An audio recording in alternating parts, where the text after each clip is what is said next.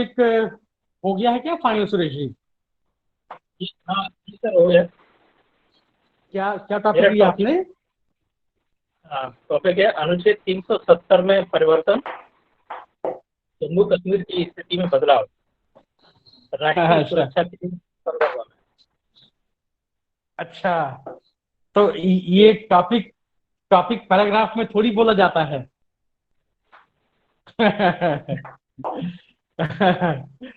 ऐसा है कि इसमें जो हम जिस प्रकार से टॉपिक लेते हैं ना, जी तो सर। उसकी उसकी अपनी कुछ मान्यताएं होती हैं, उसकी अपनी कुछ अहर्ताएं होती हैं।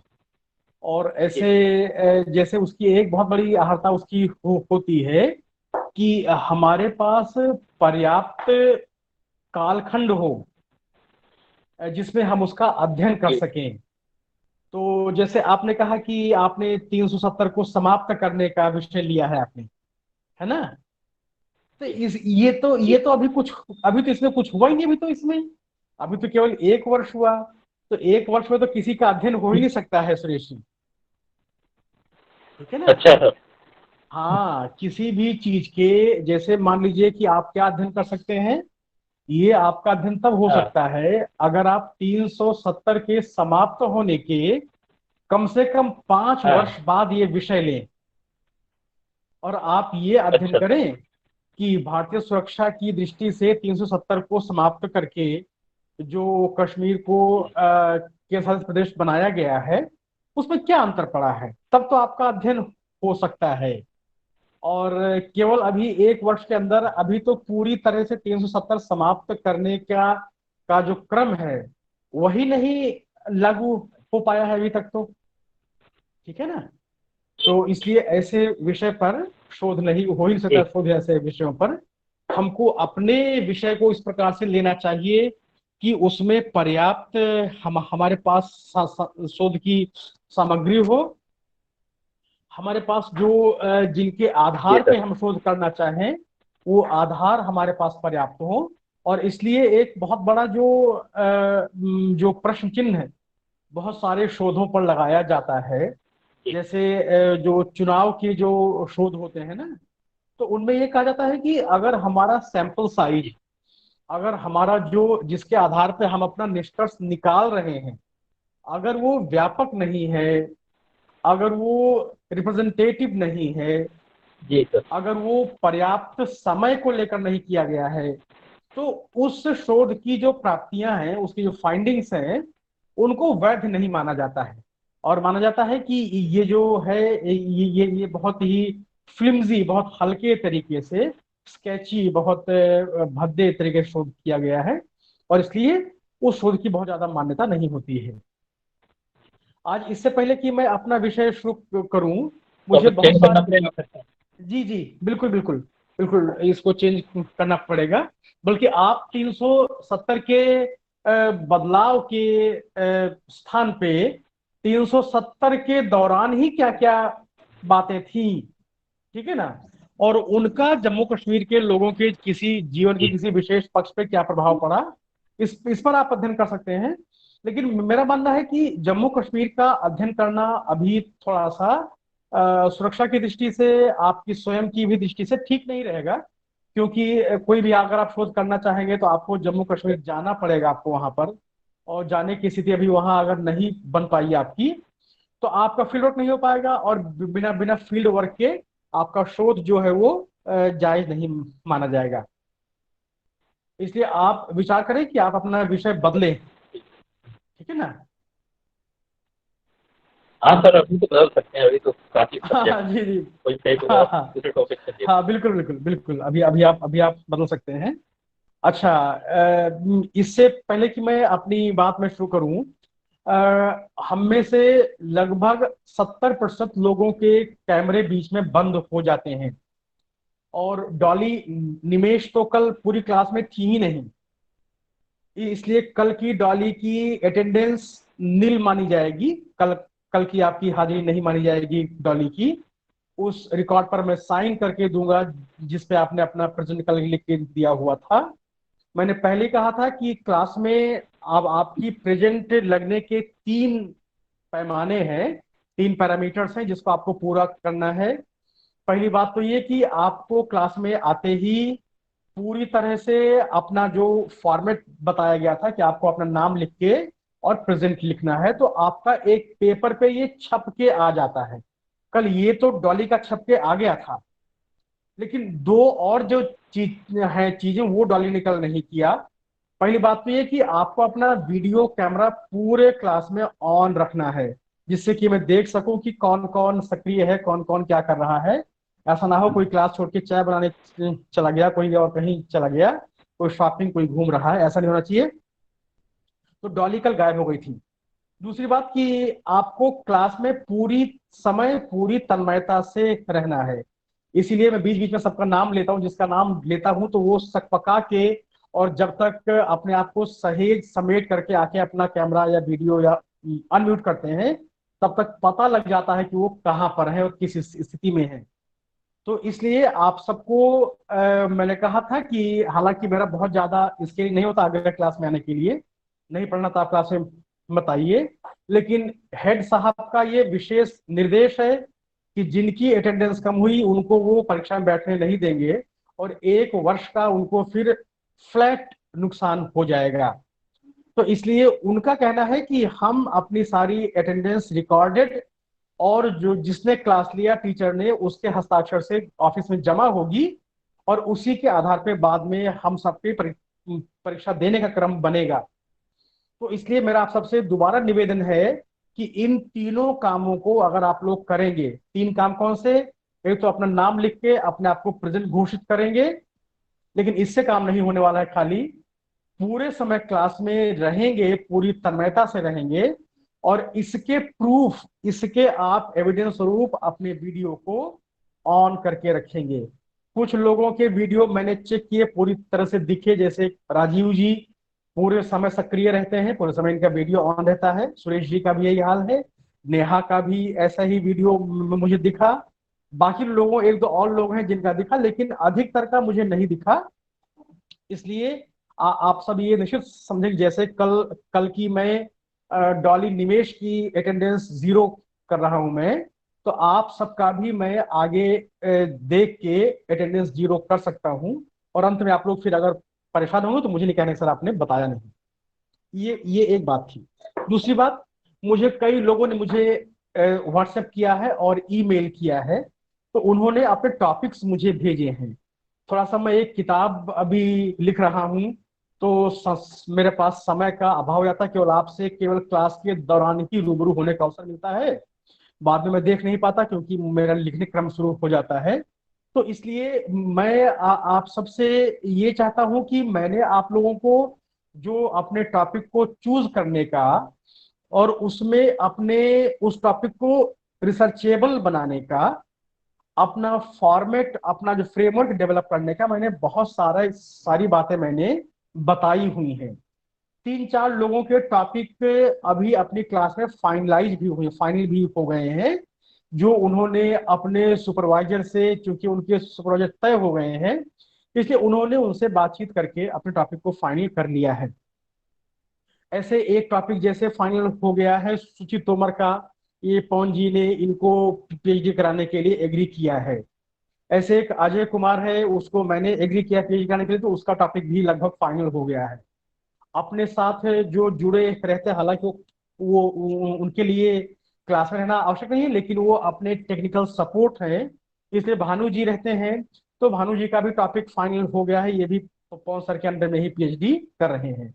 तो एक बार हम सबसे पहले इन तीनों से इनका टॉपिक हम पूछते हैं कि जिनका टॉपिक फाइनल हो गया है, या एक अपने पास है छात्रा मेघा गोयल, तो मेघा गोयल का भी टॉपिक लगभग फाइनल हो गया है।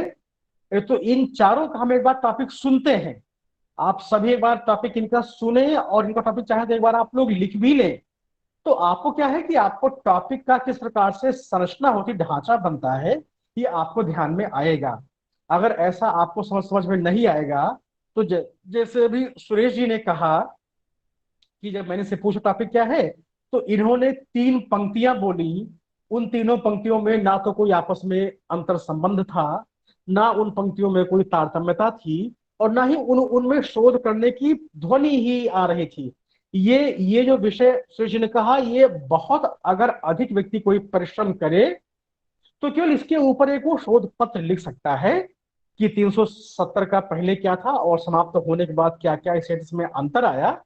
और उसको लिखने के लिए भी वो मूलतः जो सेकेंडरी सोर्सेस हैं, द्वितीय स्रोत के आधार पर अपना शोध करेगा। अभी प्राइमरी सोर्स के नाते कुछ हमारे पास बहुत ज्यादा डेटा, आंकड़ा, फैक्ट और डिस्क्रिप्शंस अवेलेबल नहीं है। तो ध्यान करना है हम लोगों को।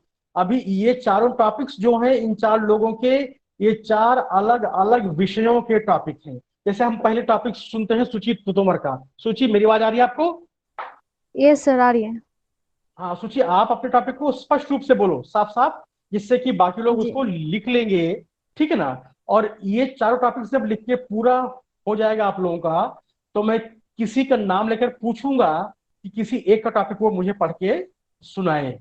तो अभी सुचि अभी अपना टॉपिक बोल रही है, जरा आप लोग सुनो और ध्यान से लिखें टॉपिक सुचि का। जी सुचि बोलिए। Discourses of nationalism in India. अच्छा Discourses of nationalism in India, a special study of the ideas of Dattopant Thengdi। अच्छा, ठीक है। आपने जिस प्रकार से अपना टॉपिक बोला, इस टॉपिक को एक बार मैं आपको बोल के दिखाता हूँ। ठीक है? तो क्लास में मान लो कि अगर आप कहीं पढ़ाएंगी और बच्चे आपका लिखना चाहें, तो फिर आप कैसे वो लिख पाएंगे? तो कैसे बोलते हैं इसको? हम एक बार में दो शब्द बोलते हैं, डिस्कोर्सेस ऑन। और अगर मुश्किल हो तो हम वर्ड की स्पेलिंग भी बता देते हैं, DISCOURSES, discourses on Indian nationalism. Nation से बनता है nationalism, NATIONALISM, discourses on Indian nationalism. ये चीज आपने छोड़ दी सूची। उसके बाद हम बोलते हैं कॉलन। कॉलन क्या होता है? जब हम दो डॉट लगाते हैं तो उसको हम बोलते हैं कॉलन। कॉलन हमको बोलना है, हमको कॉलन। ठीक है? Okay. Discourses on Indian nationalism, colon. क्या अब आगे बोलो क्या है? A special study। अच्छा, स्पेशल हटा दो, स्पेशल हटा दो। Okay. ठीक है? हाँ, study. Study of hmm, a study of the ideas of Dattopant Thengdi। हाँ ये ठीक है, ये सहज आसान शब्द है। Study of the ideas of Dattopant, DATTOPANT, Dattopant Thengadi, THENG। क्या है सोचिए उसके बाद? जी के बाद क्या है? ADI ADI, Delhi. ADI। हाँ, ठेंगड़ी, THENGADI। सबने लिख लिया इसको? राजीव जी लिख लिया आपने? राजीव जी? जी सर, लिख लिया सर। शाबाश शाबाश, बहुत बढ़िया बहुत बढ़िया। अगला अपना टॉपिक बोलेंगे अजय।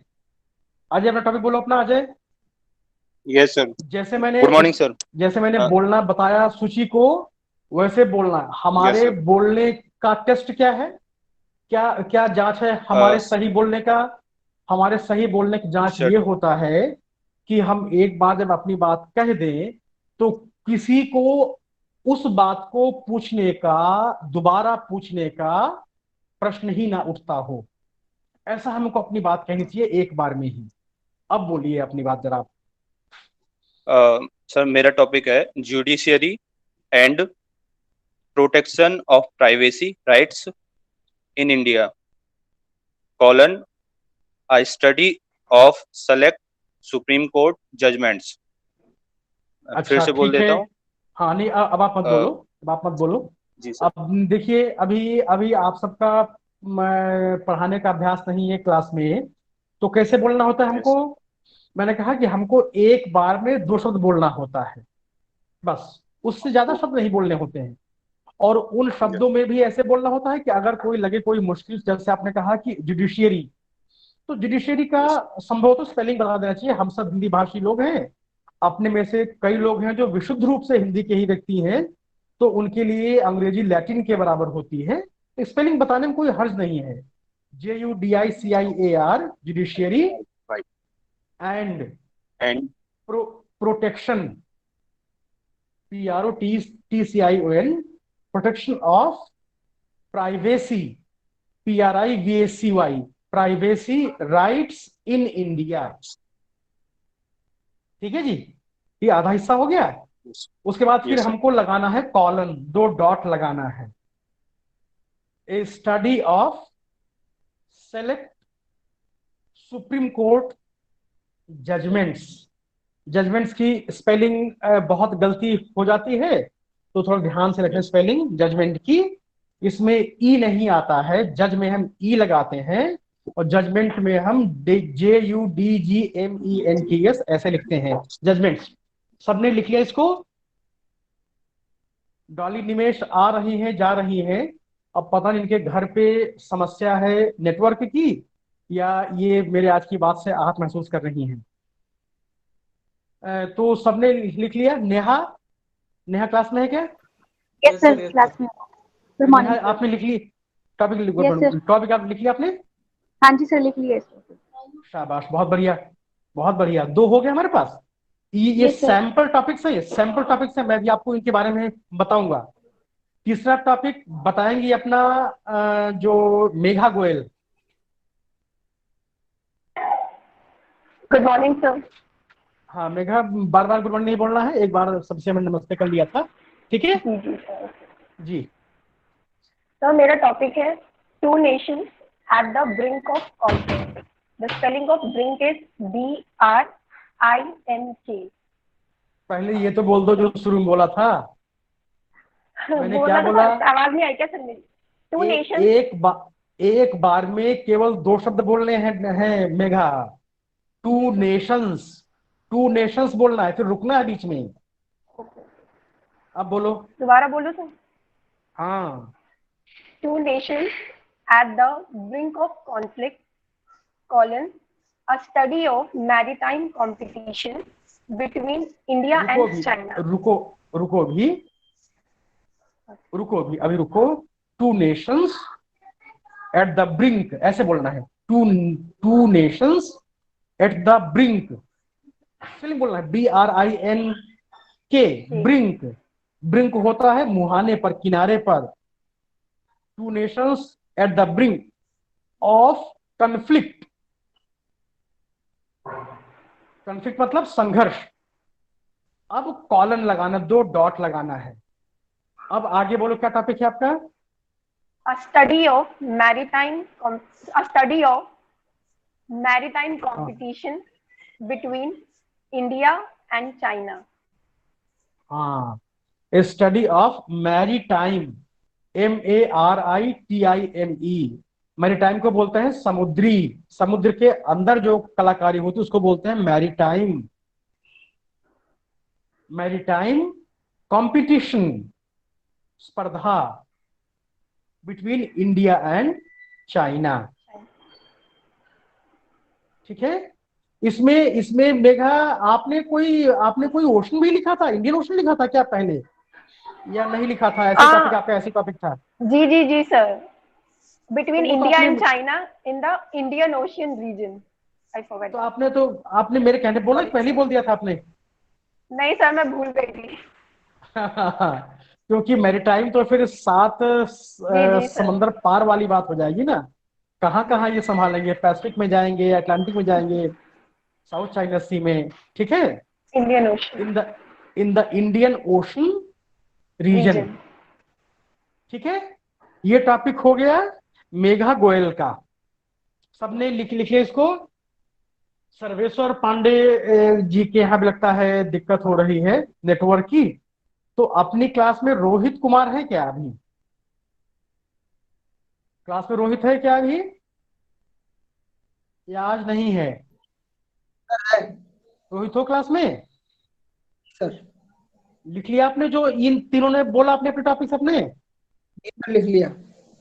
सबका लिख लिया? तीनों का लिख लिया? सर हाँ बेटा, लिख लिया सर। हाँ हाँ, थोड़ा आपकी आवाज कट के आ रही है। अब चौथा टॉपिक हम सुनते हैं एक बार भानु से। भानु जी, भानु, भानु बिल्ला लगता है लगा के गायब हो गए क्या?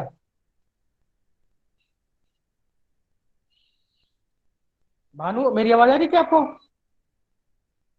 हाँ जी सर, हाँ तो जी कोई सर। बात। हाँ हाँ, कहाँ चले गए थे? सर मेरा इंटरनेट, सर फोन आ गया था दूसरे फोन पे अशोक सर का, तो अच्छा इंटरनेट रुक गया था सर। अच्छा, चलो आप अपना टॉपिक एक बार बोलो जोर से। हाँ जी सर। Ideological foundations.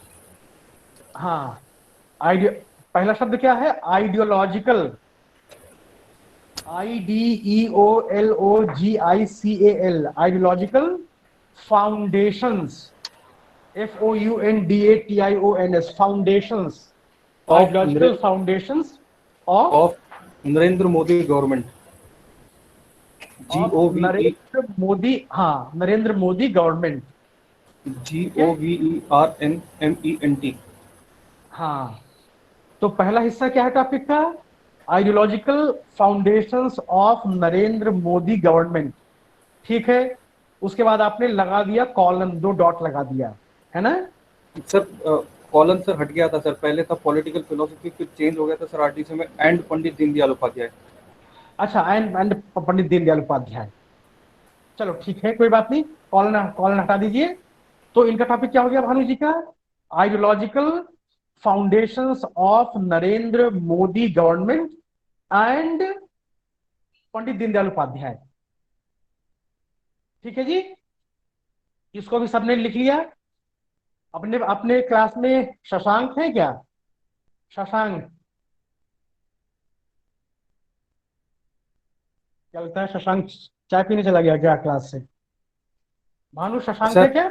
नहीं है सर, सर आज क्लास में नहीं है सर, क्लास में नहीं है शशांक आज। क्लास, अच्छा क्लास, शशांक सर के उसका क्लास में। यूपीएससी का एग्जाम है तो वो प्रिपरेशन कर रहा है अच्छा अच्छा अच्छा, चलो प्रीलिम्स ठीक के। है। हाँ हाँ, मोनिका जी है कि क्लास में? मोनिका जी हैं? सर है मोनिका जी? नहीं, मोनिका जी की आवाज नहीं आ रही है।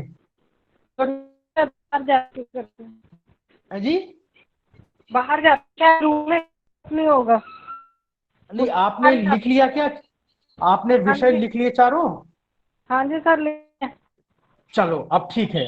अब जरा इसके बारे में पहले मेरी सुनो, फिर आपको भी आपसे पूछता हूं मैं। अब हमने चारों विषय हमने सुने। पहला टॉपिक जो सूची का था, वो हाँ उस जी, टॉपिक को हम बोलते हैं ये इंडियन पॉलिटिकल थॉट, इस विषय का टॉपिक है ये।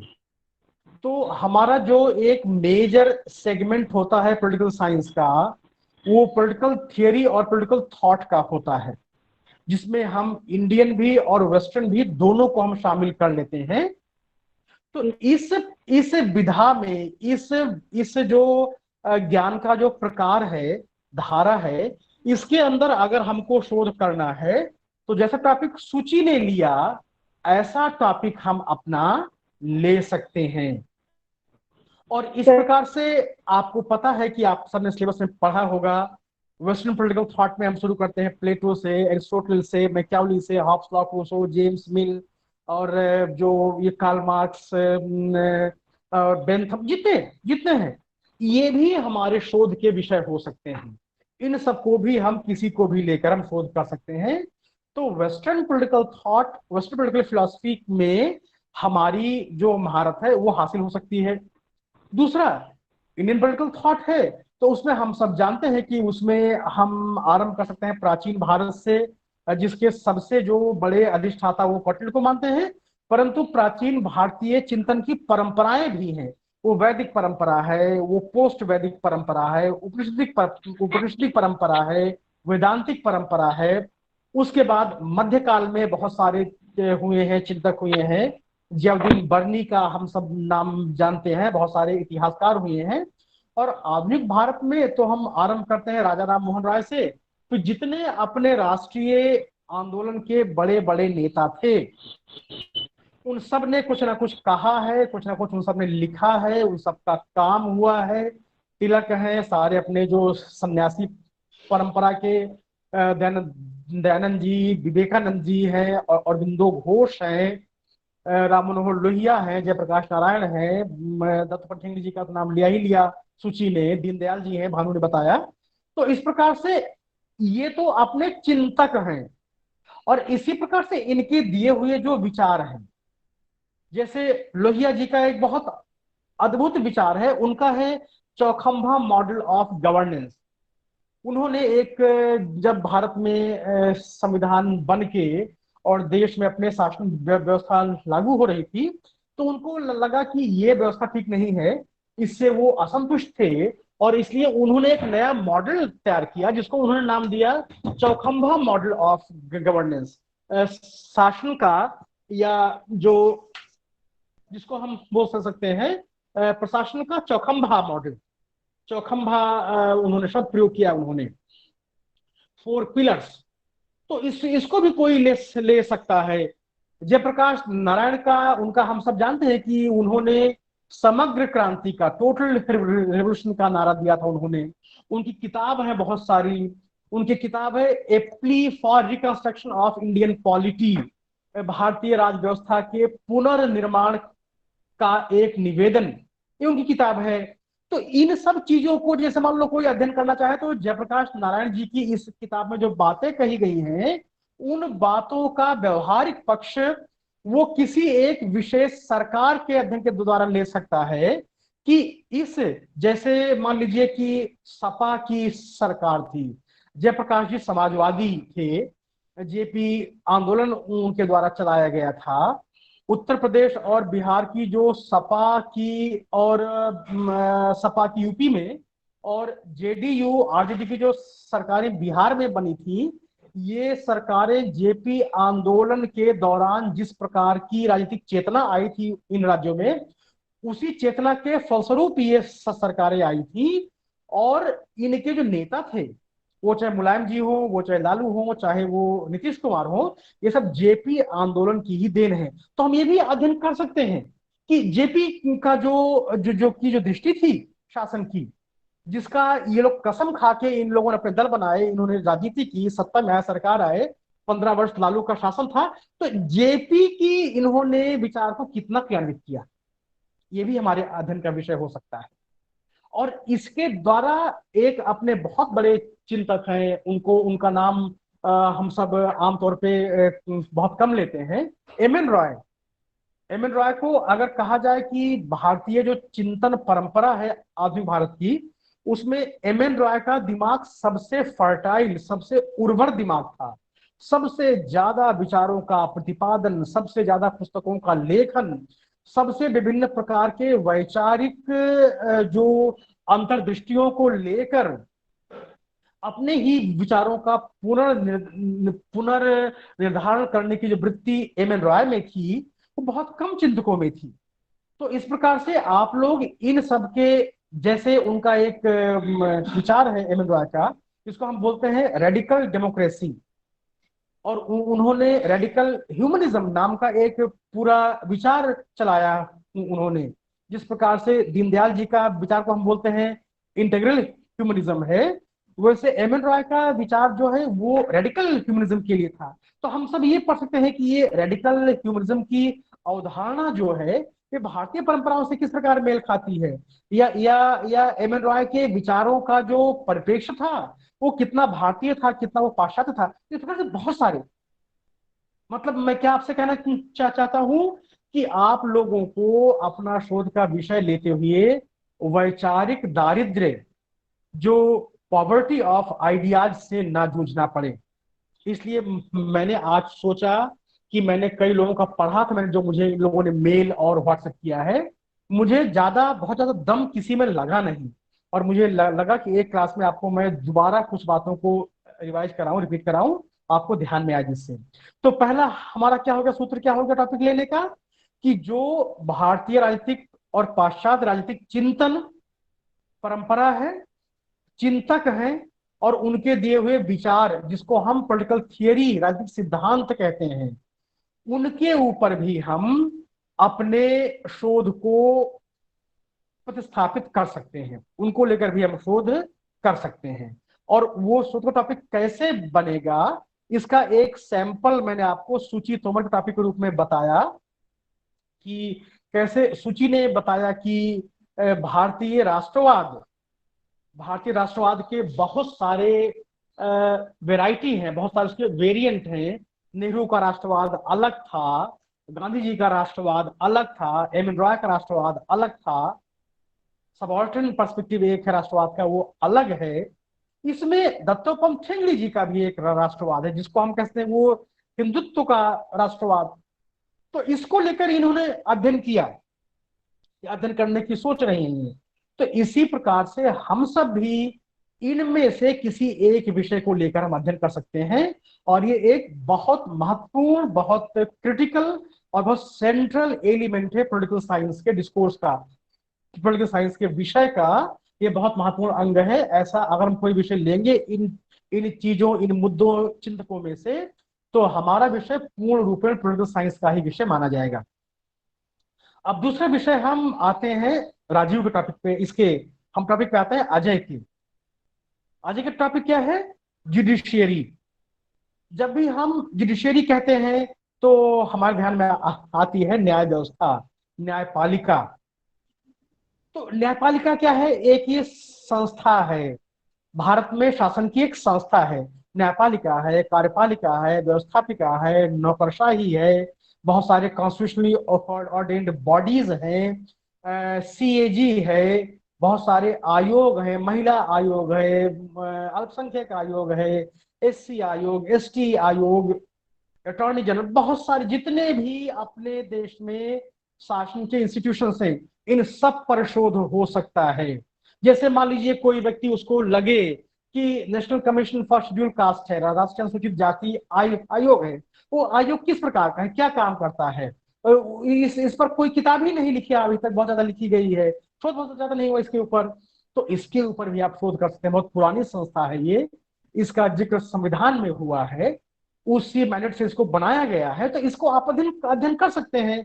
इसके पिछले 10 वर्ष का एक आप डेटा लेकर इसकी एनुअल रिपोर्ट छपती हैं, इसके बेनिफिशियरीज हैं, जिसको इससे फायदा हुआ, इससे नुकसान हुआ, सबका आप एक समग्र आपका टॉपिक बन सकता है इस पर अध्ययन करने का।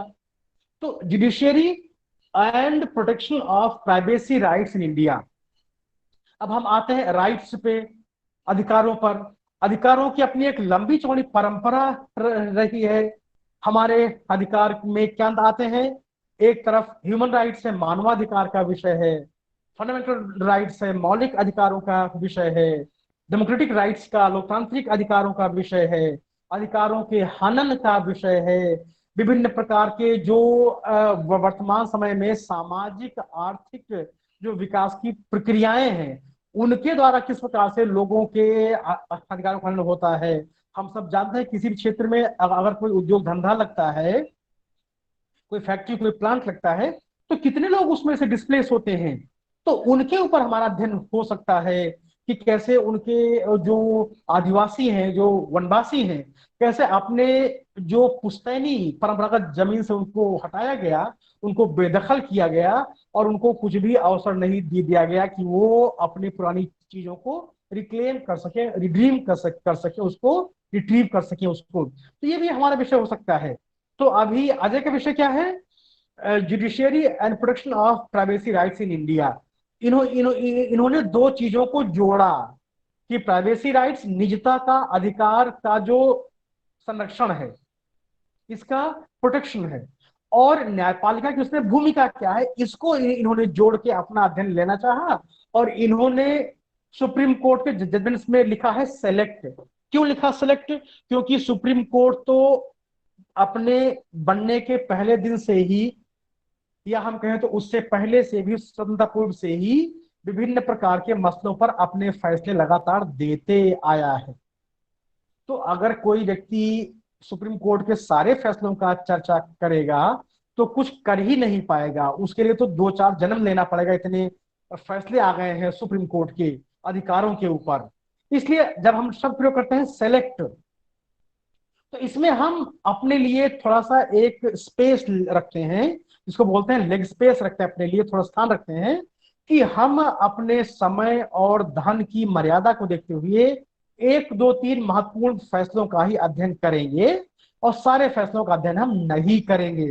तो इस प्रकार से दो, जैसे जो इनका जो टॉपिक था सूची का, वो टॉपिक था एक ही वेरिएबल पे कि भारतीय जो राष्ट्रवाद की क्या अवधारणा है, और उस अवधारणा को हम अगर उसको हम समझें, उसको हम अगर विमर्श में लाएं, तो उसमें दत्तोपंत ठेंगड़ी जी की जो बात है, जो अवधारणा है, वो किस प्रकार से हमें नवीन परिप्रेक्ष्य प्रदान करती है। क्योंकि अब से पहले जो भारत में जो राष्ट्रवाद का जो क्रम बलवती था, वो क्रम नेहरूवियन नेशनलिज्म पे था। नेहरू का जो एक किताब है सुनील खिलनानी की, फिर से नाम बोलता हूं, सुनील खिलनानी, ये लंदन में रहते हैं, ये वहां पर पढ़ाते हैं, और ये एक किताब है, उसका नाम है the idea of India, Bharat का विचार। और इन्होंने नेहरूवादी राष्ट्रवाद, नेहरूवादी भारत का क्या विचार है, इसके बारे में इनकी पूरी पुस्तक है। इसको आप लोग पढ़ें। जो भारत का डोमिनेंट डिस्कोर्स था नेशनलिज्म का, उसमें आपको मिलेगा आइडिया। लेकिन दत्तोपंत ठेंगड़ी का जो डिस्कोर्स है, एक ये वैकल्पिक डिस्कोर्स है, इसको सूची करना चाहती हैं। अजय ने अपने टॉपिक में दो वेरिएबल्स लिए, एक तरफ तो निजता के अधिकार के संरक्षण का विषय है, और दूसरी तरफ उस संरक्षण में न्यायपालिका की भूमिका क्या है, इसका इन्होंने अध्ययन करना चाहा। इस प्रकार से हमें क्या संकेत मिलता है? हमें संकेत मिलता है कि हम कोई विषय ले सकते हैं जिसमें एक भी पक्ष हो सकता है, बिंदु हो सकता है, और उसमें हम एक से अधिक चरों, वेरिएबल्स को भी लेकर हम अध्ययन कर सकते हैं। दूसरी बात कि अजय का टॉपिक जो है वो भारतीय संवैधानिक परंपरा या भारतीय शासन और राजनीति का जो विमर्श है, उस विषय का है, उस परिक्षेत्र का है। तो आप समझ सकते हैं कि भारतीय संविधान, भारतीय राष्ट्रीय आंदोलन, भारतीय राजनीतिक परंपरा, संस्थाएं, प्रक्रिया, मुद्दे, इनमें से कोई भी विषय लेकर आप लोग अपना शोध कर सकते हैं, अपने शोध का विषय ले सकते हैं। विषय अनगिनत हैं। मैंने एक दिन और आपको बताया था कि अगर आपको लगता है कि किसी विषय पर कोई अगर अध्ययन ज्यादा हो गया है, तो केवल एक वेरिएबल बदल देने से, एक केवल अपना चर बदल देने से, हमने जैसे समय का हमने चर बदल दिया, समय का, आप मानिए कि भारतीय दलीय व्यवस्था पर बहुत लोगों ने काम किया है, लेकिन आप अध्ययन कीजिए कि 2010 के दशक का एक अध्ययन, 2010 से 2020 के बीच में क्या स्वरूप है, इस पर अध्ययन कम हुआ है। तो आपने जहां समय बदला, तहां आपके शोध का पूरा विषय वो बदल जाएगा। अब 1960 में क्या था, 50 में क्या था, कांग्रेस सिस्टम था, डेमोक्रेट पार्टी, ये सब काम खत्म, कोalition था क्या, ये सब काम खत्म। अब आपको 2010 से 20, एक टर्म मनमोहन जी का, एक टर्म मोदी जी का, आप लेकर अध्ययन कर लीजिए कि कोalition पॉलिटिक्स का स्वरूप क्या था एनडीए और यूपीए के दौरान, ये आपका अध्ययन हो सकता है आपका। तो इस प्रकार से भारतीय शासन और राजनीति के जो मुद्दे हैं, जो विषय हैं, इनमें से भी आप लोग अपना विषय ले सकते हैं, और विषय को कैसे हमको डिलीमिट करना है, कैसे हमको उसको रिफाइन, उसको हमको विशुद्ध बनाना है, वो सैंपल के रूप में मैंने आपको टॉपिक लिखाया अजय का, कि ऐसा हम कीवर्ड्स लिखे टॉपिक में। जैसे इसने एक कीवर्ड लिखा जुडिशियरी, न्यायपालिका। अब पूरा इसका तय हो गया कि इसका जो दूसरा चर है वो न्यायपालिका है। तो इसलिए राइट टू प्राइवेसी के बहुत सारे मामले हो सकते हैं। इसमें पति पत्नी के राइट्स का मामला हो सकता है, इसमें स्त्री पुरुष के राइट्स के मामले हो सकते हैं। अभी पिछले हफ्ते सुप्रीम कोर्ट ने जजमेंट दिया कि औरतों की, लड़कियों का भी माँ बाप संपत्ति में अधिकार, ये मामला हो, बहुत सारे मामले इसमें हो सकते हैं। और सुप्रीम कोर्ट तो अपने देश में जो, अपने देश की जो संवैधानिक व्यवस्था है, उसका एक बहुत ग्लोरियस, बहुत गौरवशाली इतिहास ये रहा है कि लोगों के अधिकारों की रक्षा के लिए सुप्रीम कोर्ट बहुत फेरोसियसली, बहुत आक्रामक तरीके से आगे बढ़ता रहा है। और इसने राइट टू लाइफ आर्टिकल 21 में जो लिखा हुआ है, इसको इतना इसने व्यापक विस्तार दिया है उत्तरोत्तर, कि जो जो इसको लगा कि समय के साथ साथ ये भी व्यक्ति के जीवन का हिस्सा होना चाहिए। जैसे लगा भाई कि कुछ समय पहले लगा कि भाई पासपोर्ट होल्ड करना अब सबके पास पैसा कौड़ी आ गया है, अब 7 समंदर पार करना कोई पाप की बात नहीं रह गई है, तो लोगों को विदेश जाना चाहिए। इसने कहा कि पासपोर्ट प्राप्त करना हर व्यक्ति का मौलिक अधिकार है और सरकार किसी को भी पासपोर्ट देने से मना, तो इसने कह दिया पासपोर्ट लोगों का मौलिक अधिकार है। तो इस प्रकार से बहुत गौरवशाली परंपरा रही है भारत में अधिकारों के न्यायपालिका द्वारा रक्षा करने का। इसी बात को लेकर अजय ने अपना टॉपिक लिया है, लेकिन इन्होंने, मैंने कहा अधिकार बहुत सारे हैं, समानता का, स्वतंत्रता का, जीवन का, धार्मिक स्वतंत्रता का, शिक्षा का, संस्कृति, बहुत सारे अधिकार हैं। इन्होंने एक लिया, उसमें इन्होंने लिया निजता का अधिकार, राइट टू प्राइवेसी। ऐसे आप लोगों को भी ध्यान करना है। जैसे मान लीजिए आप पार्टी सिस्टम पढ़ लें, आप पार्टी, भारत की पार्टी सिस्टम का समग्र अध्ययन कर सकते हैं, किसी एक पार्टी विशेष का कर सकते हैं, राष्ट्रीय पार्टी का कर सकते हैं, क्षेत्रीय दल का कर सकते हैं, किसी व्यक्तित्व के आधार पे सपा कर लें, यादव खानदान की, यादव वंश की पार्टी हो गई है, ऐसा क्यों है? कांग्रेस है, क्यों पार्टी एक समय था जो जो देश में कांग्रेस सिस्टम कहा गया और आज ये पार्टी 40 से ज्यादा एमपी नहीं ला पा रही है? क्यों पार्टी में आप संकट इतना बड़ा है नेतृत्व का कि सोनिया जी हटी राहुल जी आए, राहुल जी हटे सोनिया जी आई? क्यों जैसे रूस में पुतिन और दमित्री मेदवेदेव के बीच में जैसे वो दुरक वो जो होता है, ये गए वो आए, वही हाल सोनिया जी राहुल जी के बीच में हो रहा है। तो कोई भी आप विषय आप ले सकते हैं, बस खाली आपको क्या करना है कि हमारा जो शोध है वो निश्चित होना चाहिए, उसमें जितनी स्पष्टता रहेगी, क्लैरिटी रहेगी, उतना हमको शोध करना आसान रहेगा। आप दक्षिण की पार्टियों को ले सकती हैं, पूर्व पश्चिम दो पार्टियों का अध्ययन कर सकती हैं आप। जैसे एक एक तमिलनाडु है, तमिलनाडु में हिंदी विरोधी आंदोलनों के इतिहास का आप अध्ययन कर सकते हैं। बहुत सारे भरे पड़े हैं, उनका विषय भरे पड़े हैं, आप लोगों को केवल उसको लेना है विषय को और उसको रिफाइन करना है।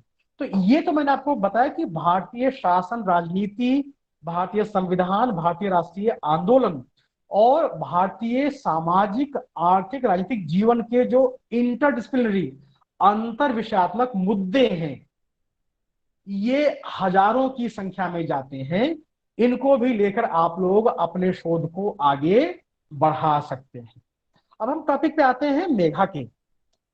मेघा का टॉपिक क्या है? Two nations on the brink of conflict. Two nations, दो राष्ट्र, कॉन्फ्लिक्ट मतलब होता है संघर्ष, और ब्रिंक माने का मुहाने, संघर्ष के मुहाने पर दो राष्ट्र। ये क्या है कि हमारा जो पहला हिस्सा होता है टॉपिक का, वो वास्तव में वो हमारा एक प्रकार से हाइपोथेसिस का एक बहुत स्थूल, बहुत मोटा एक क्रम होता है, बहुत मोटा उसका एक रिफ्लेक्शन होता है। तो ये हाइपोथेसाइज कर रही है मेघा कि दो राष्ट्रों के बीच में संघर्ष की बहुत ज्यादा संभावना बनती है। और इन्होंने, क्योंकि संघर्ष के बहुत सारे विषय हो सकते हैं, सीमा है, व्यापार है, बाउंड्री है, शरणार्थी है, लोगों के अपने कुछ ऐतिहासिक मुद्दे हैं, तो बहुत सारे ऐसे विषय हैं।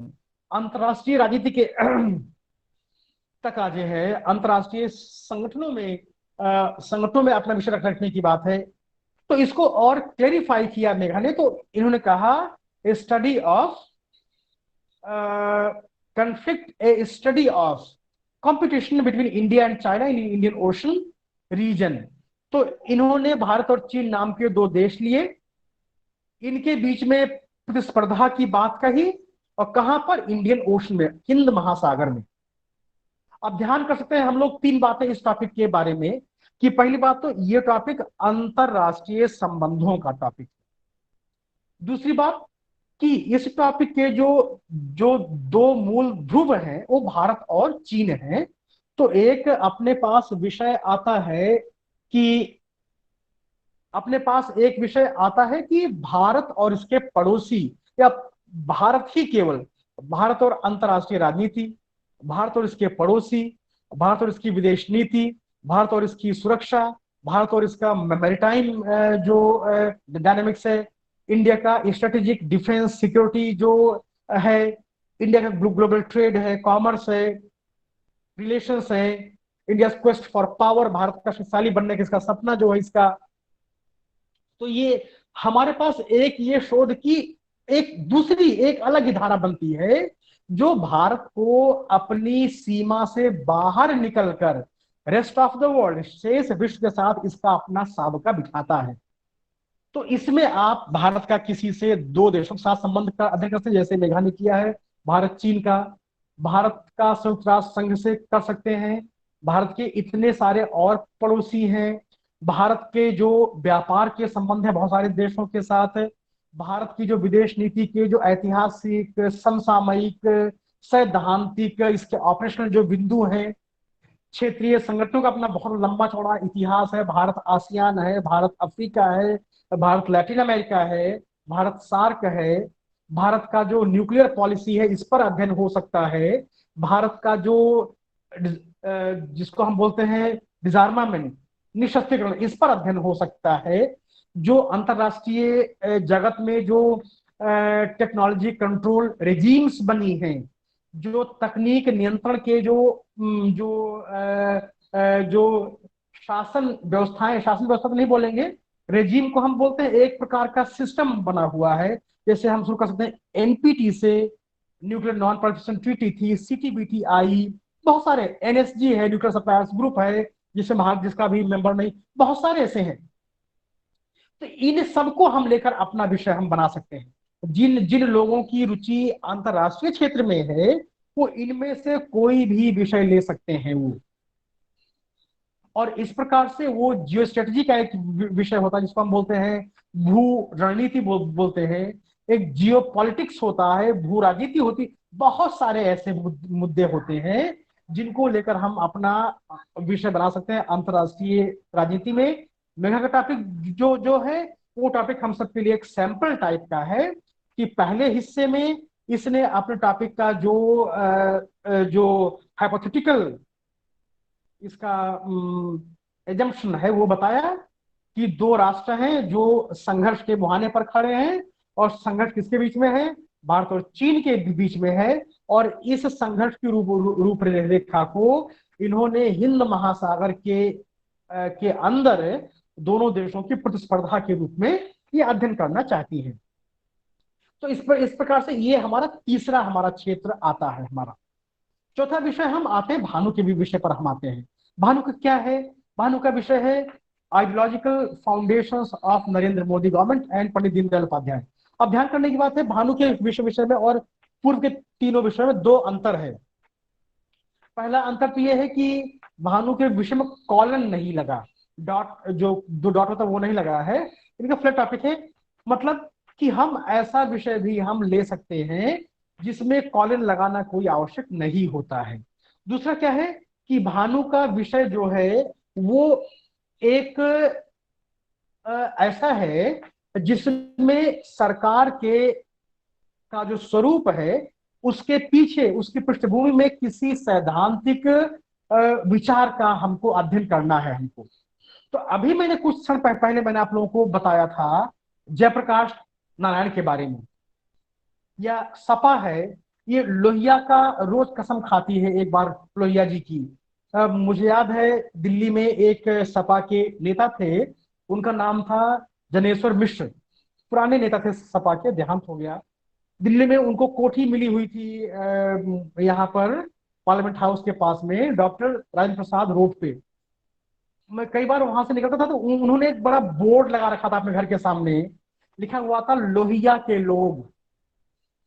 तो ये लोग अपने आप को लोहिया के लोग मानते हैं, पूरी सपा अपने आप को लोहिया के लोगों की पार्टी मानती है। लेकिन आप अध्ययन कीजिए कि जो बातें लोहिया ने कही थी, जिन जिन बातों को लोहिया ने अपने लेखन में, भाषण में, चिंतन में कहा है, वो सपा कहां तक उनको जमीन पे उतार पाई,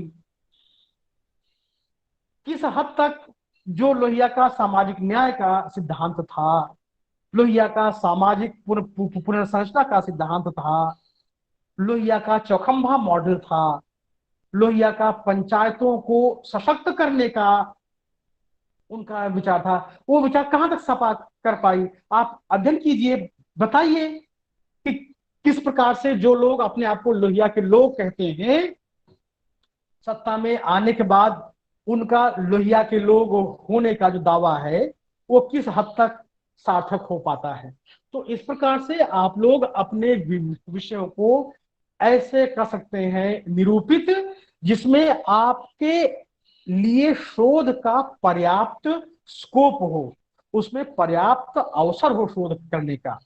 अब अपने दो बातें और मैं कहना चाहता हूं कि अभी ये जो बातें मैंने आपको 4 सैंपल बताए शोध के, इसके अलावा 2 बहुत बड़ा विषय है जो अभी छूट रहा है, जिसपे अभी ना तो इन चारों विषयों में कोई आया जिक्र, ना ही आमतौर पे अपने जैसे मैं अगर अपने बात करूं डिपार्टमेंट की, तो 2-2.5 साल से मैं स्वयं ही हूं और मैं लोगों के शोध के विषय में देख रहा हूं, किसी के पास भी पॉलिटिकल थियरी के किसी विषय पर, राजनीतिक चिंतन के किसी विषय पर, मुझे लगता है किसी ने विषय आज तक लिया ही नहीं शोध का, जो 2.5 साल का मैं कह रहा हूं जब से मैं हूं।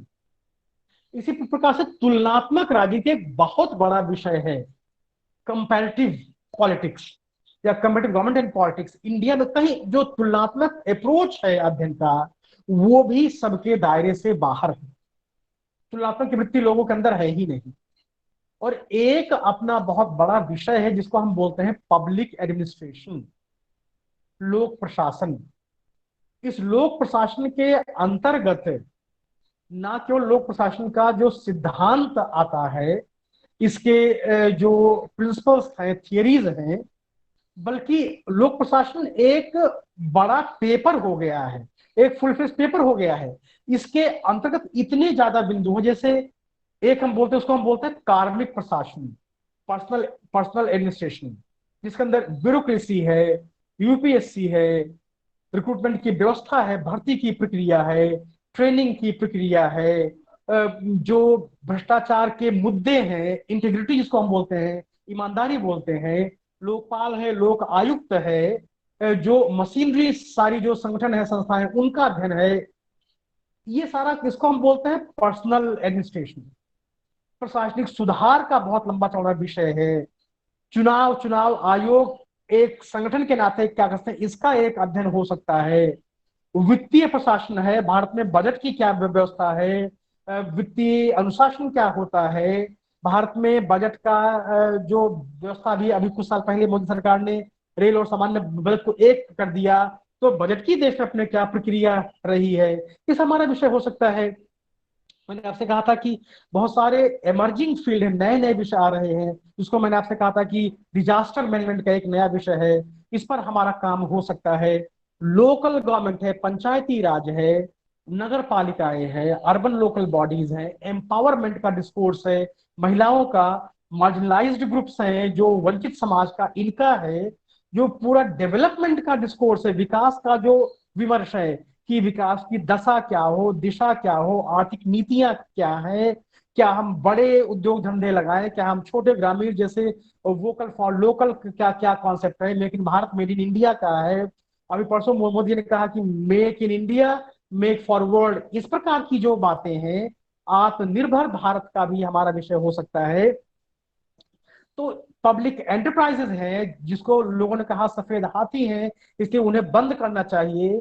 गरीबी उन्मूलन के बहुत सारे कार्यक्रम है, ग्रामीण विकास है, ऐसे दर्जनों सैकड़ों विषय हो सकते हैं जिन पर हम लोक प्रशासन, पुलिस का एक बहुत बड़ा रहता है, कानून व्यवस्था का शासन की बात रहती है, पुलिस के रिफॉर्म्स की बात रहती है, भारत का क्रिमिनल जस्टिस सिस्टम है, भारत का जो आपराधिक न्यायिक व्यवस्था, उसके बारे में हम अध्ययन कर सकते हैं। जो भारतीय संघीय व्यवस्था का एक बहुत लंबा चौड़ा डिस्कोर्स मैंने आपसे कहा था होता है, केवल केंद्र संबंध नहीं है, केंद्र संबंधों से अलग भी बहुत सारी बातें संघीय अध्ययन के विषय के रूप में आती हैं। तो इस प्रकार से हमारे पास बहुत ज्यादा शोध के विषय लेने का स्कोप है। हम लोग क्यों नहीं ले पा रहे हैं, इसकी 3 मूल वजह है। पहली बात ये कि किन्हीं भी कारणों से, वो चाहे कारण चाहे जो रहा हो, चाहे हमारा अध्ययन कम हुआ हो, चाहे हम अपने आप को चिंतन प्रक्रिया में कहीं पर लोकेट नहीं कर पा रहे हैं, चाहे हमारा थोड़ा सा ज्ञान अल्प रह गया हो, हम अपने अंदर की जो प्रज्ञा है, जो अपने पढ़ने लिखने का जो ज्वाला, उसको हम अभी रेखांकित नहीं कर पा रहे हैं। जो हमारे शौक, हमारी हॉबी के रूप में आनी चाहिए कि मेरा पैशन है। जैसे मैं बताऊं कि मैं जब बीए एमए की बात, बहुत पुरानी बात है, तो उन उन उस समय हमारे घर में अखबार आया करता था जिसको हम बोलते हैं नवभारत टाइम्स। अभी भी छपता है अखबार, ये नवभारत टाइम्स आता था मेरे घर में अखबार। उसमें एक पत्रकार थे, उनका नाम था रंजीत कुमार। अभी भी होंगे, लिखते होंगे। उस मैं पुरानी बात आपको मैं बता रहा हूँ, ये 90 के दशक की बातें हैं ये।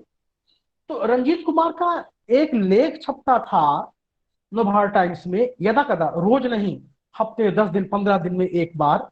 वो किसी देश विशेष की राजनीति के ऊपर, किसी देश विशेष में होने वाली गतिविधियों के ऊपर लेख आता था उनका।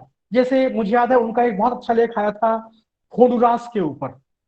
अब अगर मैं आप लोगों से पूछूं कि ये होंडुरास क्या है, तो मुझे लगता है कि अपनी क्लास में जितने लोग होंगे उनमें से 90% को ये नहीं पता कि होंडुरास किस चिड़िया का नाम है, ये चिड़िया रहती कहाँ है, और इस चिड़िया को अध्ययन करने की दृष्टि से हम किस रूप में ले सकते हैं। ऐसे इनका लेख आया करता था निकारागुआ पर।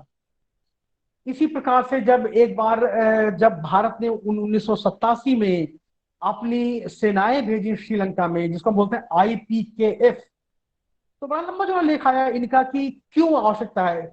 इन्होंने उस समय समर्थन किया था IPKF को भेजने का, क्यों भारत को श्रीलंका में अपनी सेना भेजनी चाहिए। तो ये मेरी रुचि थी।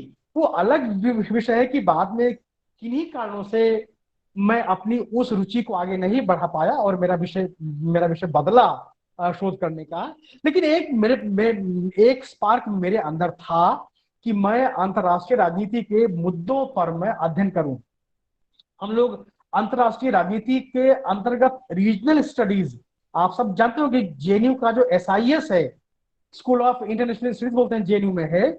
उस स्कूल की पूरी संरचना ही पूरी दुनिया को भौगोलिक क्षेत्रों में बांटने के आधार पर की गई है। तो वहां centre for south Asian studies है, सेंटर फॉर अमेरिकन स्टडीज है, सेंटर फॉर अफ्रीकन स्टडीज है, सेंटर फॉर वेस्ट, ऐसे ऐसे बने हैं वहां पर। हम ये भी ले सकते हैं कि वेस्ट एशिया की राजनीति क्या है, लैटिन अमेरिका हम सबके लिए सबसे कम ज्ञात क्षेत्र है दुनिया का। हम सबसे कम जानते हैं लैटिन अमेरिका के बारे में। वहाँ वहाँ स्पेनिश भाषा बोली जाती है, वहाँ नाम भी कुछ वैसे ही है, हम सबका आना जाना भी कम होता है, भारत के लोगों का वास्ता भी वहां से कम है। इसलिए हमें पूरा ब्रिटेन के बारे में पता है, अमेरिका के बारे में पता है, ऑस्ट्रेलिया के बारे में जानते हैं, कनाडा सब। लेकिन लैटिन अमेरिका जहाँ बड़े महत्वपूर्ण देश है, ब्राजील है, अर्जेंटीना है, चिले है, पेरू है, बोलीविया, कोलंबिया, सब है वहां पर, लेकिन हमें पता ही नहीं है। इसलिए हम सब इन विषयों को भी हम ले सकते हैं। तो दो विषय जो मैंने बताया, कंपैरेटिव पॉलिटिक्स और पब्लिक एडमिनिस्ट्रेशन या प्रशासन जो है, इन दोनों विषयों को लेकर अपने पास जो 5-6 मूल धाराएं हैं विषयों की, हम सब कोशिश करें कि उसमें अपने आप को लोकेट करें, उसमें आपको कहीं पर हम जमाएं। ये हमारा पहला काम है। और उस जमा लेने के बाद हम ध्यान दें कि हम अगर जम गए तो हम किस विषय पर अपने अध्ययन को हम निरूपित करने का क्रम करें। मैंने कहा था कि अपने अध्ययन करने के लिए व्यक्ति 2-3 चीज को बहुत ध्यान रखता है। पहली बात समय, कि मुझे कितने टाइम में PhD करनी है, 3 साल, 4 साल, 5 साल, 10 साल। दूसरा पैसा, मान लीजिए कि आपने कोई टॉपिक ले लिया जिसमें आपको फील्ड वर्क करने के लिए मैक्सिको जाना पड़े, आप जा ही नहीं पाएंगे, आप पैसा आपके पास नहीं है जाने के लिए, फंडिंग मान लो हुई ना हुई, कैसे आप जा पाएंगे। और तीसरा होता है कि हमारी पहुंच या हमारा ज्ञान। जैसे मान लीजिए कि आपने कोई अध्ययन का विषय ले लिया तमिलनाडु का, अब ना आपको हिंदी आती है, ना आप रोज रोज आप तमिलनाडु जा सकते हैं, तो कैसे अध्ययन करेंगे तमिलनाडु का आप। तो इस प्रकार से इन तीनों बातों का, समय, पैसा और अपनी पहुंच को देखकर हमें अपना विषय लेना चाहिए। उस विषय को लेने के लिए मैंने आपको 4 एग्जाम्पल लिखाए कि विषय में हम पहला हिस्सा उसका बनाते हैं सैद्धांतिक स्वरूप का। जैसे इसका जो टॉपिक है अजय का, judiciary and protection of privacy rights एक सैद्धांतिक मुद्दा है ये, कि जुडिशियरी क्या होती है, प्रोटेक्शन क्या होता है, राइट्स क्या होते हैं, प्राइवेसी राइट्स क्या होते हैं। ऐसे ही जो इसका टॉपिक है मेघा का, कि भाई जो राष्ट्र होते हैं, टू नेशंस होते हैं, उनमें कन्फ्लिक्ट क्या होता है, कन्फ्लिक्ट का स्वरूप क्या होता है, कन्फ्लिक्ट क्यों होता है, अंतरराष्ट्रीय राजनीति क्या कन्फ्लिक्ट के बिना चल ही नहीं सकती है। तो इस प्रकार से आपने एक अपना सैद्धांतिक जो प्रेमाइज जिसको हम बोलते हैं आधार माना। इसी प्रकार से इनका जो टॉपिक है सूची का, कि मैं थोड़ा सा ध्यान से मेरे उतर गया इनका टॉपिक क्या है, लेकिन जो इंडियन नेशनलिज्म का इनका जो है डिस्कोर्स है, तो अगर ये रिकॉन्सेप्चुअलाइजिंग या रीइंटरप्रेटिंग इंडियन नेशनलिज्म करना चाहती हैं, तो ये कहेंगी, ये बात इनको कहना चाहिए कि नेशनलिज्म क्या होता है, इंडियन नेशनलिज्म क्या होता है, उसकी उसकी विभिन्न धाराएं क्या हैं, उसको रीइंटरप्रेट कैसे करना चाहती है वो कल्चरल नेशनलिज्म का जो विचार था दत्तोपंत ठेंगड़ी जी का, वो किस प्रकार से क्रिएटिव विचार था। तो ये इनका एक सैद्धांतिक पक्ष है इनका ये। वैसे हम सबको भी अपने शोध में एक हमको हिस्सा रखना पड़ता है जिसको हम बोलते हैं सैद्धांतिक पक्ष हमारा होता है, और उसके बाद उस सैद्धांतिक पक्ष को जमीन पे टेस्ट करने के लिए, वेरीफाई करने के लिए, उसकी जांच करने के लिए हमको थोड़ा सा कुछ अपना ग्राउंड डेटा भी चाहिए। उस डेटा के लिए हम अपना केस स्टडी रखते हैं उसमें। जैसे मेघा वाले केस में इंडिया चाइना का स्टडी है, इंडियन ओशन का।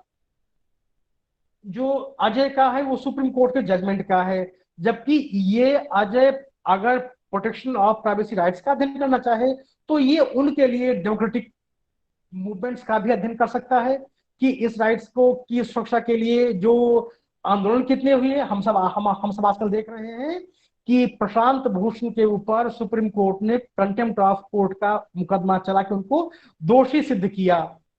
अब इसके पीछे मुहिम बहुत सारी चल रही है। लोग कह रहे हैं कि रीट्वीट द ट्वीट, जिस ट्वीट के आधार पर प्रशांत भूषण को दोषी पाया गया, लोग कह रहे हैं कि भाई हम सभी ने अवज्ञा करेंगे, हम उसी ट्वीट को दोबारा ट्वीट करेंगे हम उसको। तो ये एक अपने देश में बहुत सारे संगठन है, PUCL है, PUDR, बहुत सारे संगठन है जो मानवाधिकारों, जन अधिकारों के लिए लड़ते हैं। इनकी बहुत लंबी चौड़ी परंपरा है। एक कॉमन कॉज था, HD शौरी साहब का NGO था जो हर केस में मुकदमा करता था। जो एक अभी जो मेहता साहब थे, इनका नाम भूल गया मैं, जो MC मेहता, जो सुप्रीम कोर्ट में केस करके पैनल डाल के उन्होंने इतने मूलभूत निर्णय दिलाए सुप्रीम कोर्ट से कि हम लोग कह सकते हैं। तो बहुत सारे विषय हो सकते हैं, लेकिन केस स्टडी के लिए अजय ने क्या लिया, इन्होंने सुप्रीम कोर्ट के फैसलों का अध्ययन करना लिया। इन्होंने जन आंदोलनों का, जमीनी प्रयत्नों का, कुछ लोगों के अपने प्रयासों का, ग्लोबल मूवमेंट्स का, इंटरनेशनल NGOs का, इसका अध्ययन नहीं करना चाहा। इन्होंने अपनी बात को फील्ड वर्क करने के लिए सुप्रीम कोर्ट का जजमेंट लिया। इन्होंने केस स्टडी के लिए सुप्रीम कोर्ट के जजमेंट्स लिए। इसी प्रकार से जो सूची है, उसने एक चिंतक लिया दत्तोपंत ठेंगड़ी का। उसने कहा कि अगर मुझे रीइंटरप्रेट करना है, पुनर्विवेचन करना है भारतीय राष्ट्रवाद का, तो मैं आप ये पुनर्विवेचन आप पंडित नेहरू को लेकर कर सकते थे, मैंने कहा MN रॉय को लेकर कर सकते थे, इसको आप अरविंद को लेकर कर सकते थे, स्वामी विवेकानंद, कितने कितने बहुत सारे थे चिंतक थे। लेकिन इसने किसको लिया, इसने दत्तोपंत ठेंगड़ी जी को लिया, जो अभी तक थोड़ा सा अनरिसर्च्ड, अनस्टडीड थिंकर हैं, चिंतक हैं। तो ऐसे आप लोगों को अपने विषय को निरूपित करना है कि आपके विषय में शोध के पर्याप्त तत्व अंश मिले, दिखे हम लोगों को, आपको भी उसमें सहज रहेगा। नहीं तो आपका विषय ना तो आपके लिए सहज रहेगा, ना ये अप्रूव हो पाएगा RDC में, और ना ही आपके लिए अगर मान लो किसी प्रकार से वो ओवरलुक होके अप्रूव हो भी गया तो बाद में आपको काम करना उसके लिए बहुत मुश्किल हो जाएगा।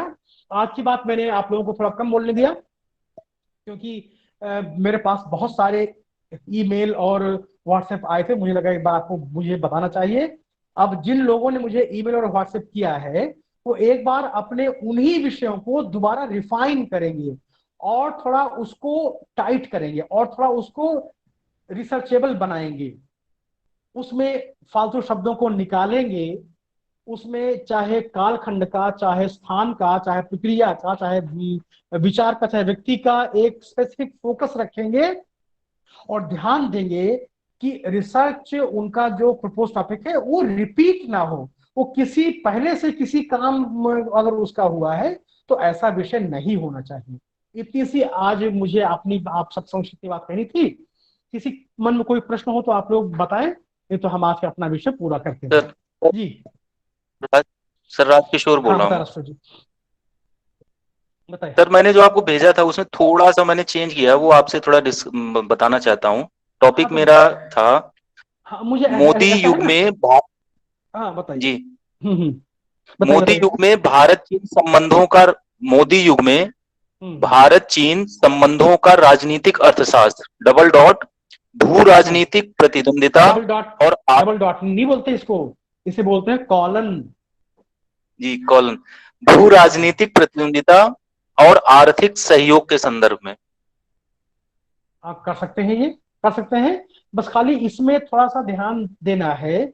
जैसे आपने जी कहा कि सर। भू राजनीतिक, तो भू राजनीतिक तो ये पूरा जहां जहां भू है वहां वहां राजनीति है। और इसलिए वो डिएगो गार्सिया में भी दोनों में झगड़ा है। जिबूती में चीन ने अपना बेस बनाया तो वहां भी झगड़ा है। पूरे अफ्रीका में भारत चीन की राइवलरी है। इसको हमको थोड़ा सर सा इसको और, हाँ दक्षिण इसको थोड़ा एशिया और क्षेत्र में हमको, कहते हैं। हाँ डिलिमिट करना है हमको इसको, इसको थोड़ा और सर क्षेत्र में बांटना। दक्षिण एशिया क्षेत्र दक्षिण, में भू राजनीति। हाँ इसमें भी कर सकते हैं। जैसे आजकल पाकिस्तान के साथ साथ चीन भी और जो श्रीलंका में भी चीन अपना अपना जो वो कर रहा है, अपने पैर पैर पसार रहा है, इसको भी ले जी सकते हैं। इसमें मतलब आपका विषय ठीक है, लेकिन इसको डिलिमिट करना चाहिए, इसको छोटा करना चाहिए, इसको इतना बड़ा सर अध्ययन आप मैंने कर नहीं पाएंगे। सर अगर दक्षिण एशिया इसमें लगा दें तो ठीक हो जाए, दक्षिण एशिया क्षेत्र में। दक्षिण दक्षिण एशिया भी तो बहुत लंबा चौड़ा बात है भाई, ठीक है ना। तो जी इसमें सर। किसी दो देश का आप कर सकते हैं, एक देश का भी कर सकते हैं। जैसे जो पारंपरिक रूप से भारत का मित्र रहा हो और अब वो हाथ से निकल रहा हो, उसका कर सकते हैं, ठीक है ना। जी सर। जी तो जी इस प्रकार से आप देख लीजिए, मतलब विषय हमारा जितना ज्यादा फोकस्ड होगा, केंद्रित जी होगा, जितना ज्यादा छोटा होगा। अब इतना भी छोटा ना हो कि जैसे सुश्री जी ने कहा कि 370 और को हटाना और एक साल का, इतना भी छोटा ना हो। लेकिन इतना व्यापक भी ना हो कि जिसके अंदर हम कुछ अपने आप को कहीं पर लोकेट ही ना कर पाए, कहीं पर आपको हम अपने आप को कहीं पर जमा ही ना पाए। ठीक है। जी सर। बाकी लोग जी अपना सर। फिर से एक बार ध्यान कर लीजिए, हम फिर बात करेंगे इसके ऊपर। कभी मैं देख लूंगा घर पे, फिर बात करूंगा आपको मैं। सर जी सर एक मिनट हाँ सर प्रमोद, वो सर प्रमोद जी मैंने जो समय है वो खत्म हो गया। हाँ हाँ हाँ। एनडीए दो काल में भारत नेपाल संबंध कॉलन चीन के बढ़ते भू राजनीतिक प्रभाव के संदर्भ। देखिए ऐसा है कि इन विषयों पर बहुत सारे पहले से भी टॉपिक अप्रूव हो चुके हैं बहुत जगहों पर। तो दो दो थोड़ा सा तीन जगह आप लोग अपने टॉपिक को लेकर देख भी ले, लिख कर देख भी लें। एक तो शोध गंगा नाम का जो वेबसाइट है, ठीक है ना, जो वहां पर एक बार अपने टॉपिक को आप लोग लिख के वहां पेस्ट करके सर्च कर लें। एक शोध गंगोत्री नाम का, जहां पर अप्रूव्ड रिसर्च प्रपोजल रहते हैं, वहां भी देख लें। और एक गूगल पर सामान्य रूप से ही लिखकर हम लोग देख लें, तो हमको ये पता लग जाएगा कि क्या, क्योंकि ये आप लोग जो विषय बता रहे हैं ना, ये बड़े यस बर्निंग विषय हैं, बड़े बर्निंग विषय है, ये ज्वलंत विषय है। और अपने देश में और विदेशों में हजारों संस्थान है पॉलिटिकल साइंस के जो शोध वगैरह करते कराते हैं। तो हमको ध्यान करना है कि ये विषय किसी और ने लेना लिया हो, जो हम इतना मेहनत करें और बाद में पता लगे ये विषय तो किसी और ने ले लिया है। तो एकदम हम ठोक बजा के अपने विषय को अगर आप मुझे भेजेंगे, तब फिर उसको मैं देख के और आपको मैं परामर्श देने के हालत में रहूंगा आपको मैं। ठीक है जी। सर ठीक इसमें है, एनडीए टू बस आज की एनडीए बात अपनी पूरी हो। 2.0। हाँ हाँ। ठीक एनडीए टू नहीं, सुनो, एनडीए टू यस के विषय में एनडीए टू जो है ना, ये तो अब अभी अभी बहती हुई गंगा है ना ये तो भाई, ठीक है ना। इसलिए एनडीए यस टू के बजाय आप कोई निश्चित अपना समय या व्यक्ति बताओ। एनडीए टू तो 224 तक चलेगा ना, तब तक थोड़ी आपका अध्ययन रहेगा। ये ध्यान करना हम लोगों को, मैंने कहा ना कि हमको, मैंने आपको दो आज सबक बताए जीवन के, पहला Yes, सबक sir. ये है कि हम जब भी बोले तो हमने अच्छा बोला या बुरा बोला, इसका पैमाना ये है कि मैंने जो बात कही उस बात को सुनने वाला पहली बार में समझ गया या दोबारा पार्डन मी, एक्सक्यूज मी, फिर से बताइए, ये कह रहा है। नहीं, अगर हमारी मेरे कही कहने का बातों मतलब को दोबारा बोलना पड़े तो समझिए हम ठीक से अच्छे वक्ता हम नहीं हैं। इसी प्रकार मैंने आपको बताया टॉपिक के बारे में कि हमारा टॉपिक जितना फोकस्ड होगा कि हमारे टॉपिक को सुन के कोई व्यक्ति उस पर प्रश्न चिन्ह ना लगाए। जैसे मैं आपको बताता हूं कि आमतौर पर सबके टॉपिक में मैं कुछ ना कुछ चेंज करता हूं, रद्द करता हूं, लेकिन जब Yes. मेघा अपने टॉपिक लेकर आई बताई तो पहली बार में ही मुझे लगा कि ये टॉपिक में तो मैं कहाँ बदलूं, कुछ स्कोप है ही नहीं चेंज करने का इसमें। ठीक है, तो ऐसा विषय होना चाहिए आपका कि आपके उसमें कोई चेंज करने के स्कोप बचे ना हो, तो केवल कॉमा, फुल स्टॉप या प्रीपोजिशन का अंतर हो। मौलिक अवधारणाएं आपकी वैसी वैसी स्वीकार करनी चाहिए। जैसे अगर प्रमोद अगर एनडीए 2 लिखते रहेंगे तो जहां जहां जाएंगे हर यही प्रश्न खड़ा होगा कि एनडीए 2 से आपका क्या अभिप्राय है। सब यही सवाल पूछेंगे क्योंकि एनडीए 2 की अवधारणा हम मानते हैं कि ये 2014 में आरंभ होके और 2024 तक चलेगी ये। तो एनडीए 2 मतलब क्या, कितना अध्ययन करना चाहते हैं आप, ये आपको स्पष्ट करना पड़ेगा। ठीक है जी, तो आज के Yes, लिए sir. हमारी इतनी बात पूरी इतनी बात हमारी पूरी होती है और सर हम फिर मुझे कल फिर मिलते हैं। ठीक, मुझे बात करनी होती है।